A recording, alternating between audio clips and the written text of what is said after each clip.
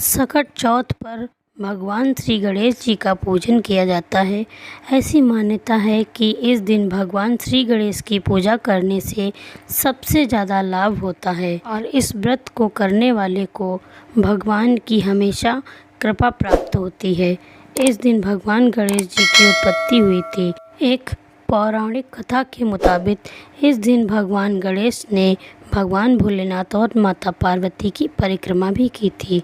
सकट चौथ का व्रत करने से संतान के लिए फलदायी होता है तथा संतान के सारे दुख दूर हो जाते हैं।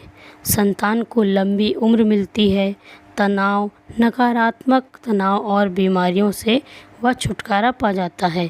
इस दिन व्रत करने से वैवाहिक जीवन सुखमय होता है तथा सौभाग्य में वृद्धि होती है। संतान की लंबी आयु के लिए इस दिन माताएं निर्जला व्रत रखती हैं। तो आइए अब सकट चौथ व्रत कथा का श्रवण करते हैं। एक शहर में देवरानी जेठानी रहती थी। देवरानी बहुत ही गरीब थी और जेठानी बहुत ही अमीर थी। हमेशा देवरानी गणेश जी का पूजन किया करती थी और व्रत करती थी। देवरानी का पति जंगल से लकड़ी काट कर बेचता था। देवरानी घर का खर्च चलाने के लिए जेठानी के घर काम किया करती थी। शाम को बचा हुआ खाना लेकर जाती थी। फिर भादों के महीने में गणेश जी का व्रत सकट चौथ देवरानी ने रखा। उसके पास पैसे नहीं थे, इसलिए उसने तिल व गुड़ लाकर तिलकुट्टा बनाया।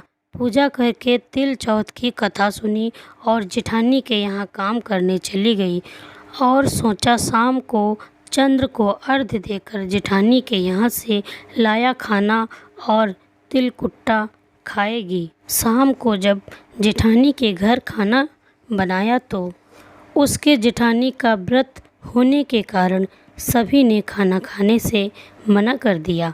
अब देवरानी ने जेठानी से बोला, आप मुझे खाना दे दो जिससे मैं घर जाऊं। इस पर जेठानी ने कहा कि आज तो किसी ने भी अभी तक खाना नहीं खाया, तुम्हें कैसे दे दूं? तुम सवेरे ही बचा हुआ खाना ले जाना। देवरानी उदास मन से घर चली आई। देवरानी के घर पर पति, बच्चे सब आस लगाए बैठे थे कि आज तो त्योहार है, इसलिए कुछ पकवान आदि खाने को मिलेगा। लेकिन जब बच्चों को पता चला कि आज तो रोटी भी नहीं मिलेगी तो बच्चे रोने लगे।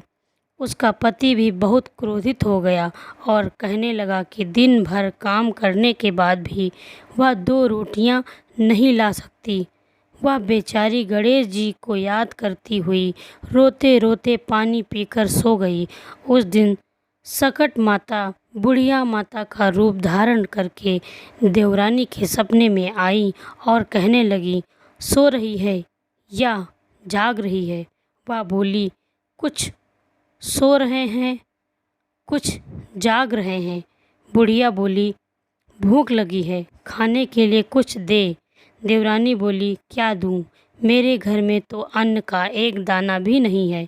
जेठानी बचा खुचा खाना देती थी, आज वो भी नहीं मिला। पूजा का बचा हुआ तिलकुटा चीके में पड़ा है, वही खा लो। सकट माता ने तिलकुटा खाया और उसके बाद कहने लगी, निमटाई लगी है, कहाँ निमटे? उसने कहा, यहाँ खाली झोपड़ी है, आप कहीं भी जा सकती हो, जहाँ इच्छा हो वहाँ निमट लो। फिर सकट माता बोली, अब कहाँ पहुँचूँ? अब देवरानी को बहुत गुस्सा आया कि उन्हें कब से परेशान किया जा रहा है, सो बोली कि मेरी साड़ी में पोंछ लो। देवरानी जब सुबह उठी तो यह देखकर हैरान रह गई कि पूरा घर हीरों और मोतियों से जगमगा उठा है। उस दिन देवरानी जेठानी के यहाँ काम करने भी नहीं गई। जेठानी ने कुछ देर तो राह देखी, फिर बच्चों को देवरानी को बुलाने भेज दिया। जेठानी ने सोचा, कल खाना नहीं दिया था, इसीलिए शायद देवरानी बुरा मान गई होगी। बच्चे बुलाने गए। देवरानी ने कहा कि बेटा, बहुत दिन तेरी माँ के यहाँ काम कर लिया, बच्चों ने घर जाकर माँ से कहा कि चाची का पूरा घर हीरों और मोतियों से जगमगा उठा है। जेठानी दौड़कर देवरानी के पास आई और पूछा कि यह सब कैसे हो गया। देवरानी ने उसके साथ जो हुआ वो सब कह डाला। उसने भी वैसा ही करने की सोची। उसने भी सकट चौथ के दिन तिलकुटा बनाया और रात को सकट माता उसके भी सपने में आई और बोली, भूख लगी है, क्या खाऊं? जेठानी ने कहा कि आपके लिए छीके में रखा है, फल और मेवे भी रखे हैं, जो चाहे खा लो। सकट माता बोली, अब निपटें कहाँ? जेठानी बोली, मेरे इस महल में कहीं भी निपट लो। फिर उन्होंने बोला कि अब पोंछूं कहाँ? जेठानी बोली, कहीं भी पोंछ लो। सुबह जब जेठानी उठी तो घर में बदबू गंदगी के अलावा कुछ नहीं था। हे सकट माता, जैसे आपने देवरानी पर कृपा की वैसे ही सब व्रत करने वाली पर कृपा करना। हे माता, हमारे सारे संकट दूर करना और हमारी संतान को दीर्घ आयु प्रदान करना। बोलो सकट माता की जय, गणेश भगवान की जय। दोस्तों, अगर आपको यह कथा पसंद आई हो तो वीडियो को लाइक करें, ज़्यादा से ज़्यादा शेयर करें और चैनल पे पहली बार हैं तो चैनल को सब्सक्राइब कर लें। पास में जो बेल आइकन है उसे भी दबा दें ताकि मेरी आने वाली वीडियो आपको सबसे पहले मिल सके। जय माता दी।